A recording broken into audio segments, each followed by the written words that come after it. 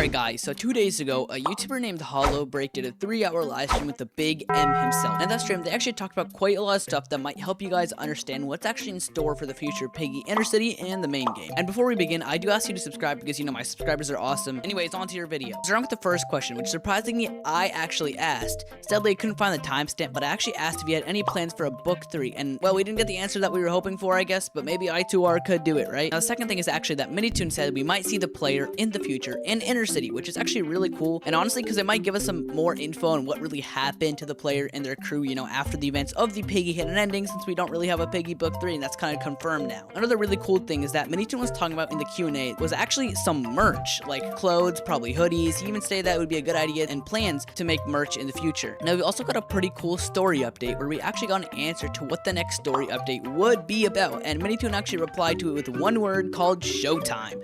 Honestly, we're absolutely still left in the dark for this next story update, so if you guys have some theories, let me know down below, because honestly, I got no idea. We're actually also going to have 2 regions as well, so this isn't actually going to be the only region in the game, and the second region will come after the 2 main story parts release. We've also got some answers for why some locations look very different from the locations from the main Piggy game, and MinIToon talked about this in the live stream, and he said that how different development teams actually worked on these maps, and that's actually why it is different from the main Piggy game. Anyways, there's a bunch of other small stuff that MinIToon did talk about, so I'll link in the live stream in the description. Go watch it if you want to, and as always, subscribe, and I'll see you in the next one. Bye-bye!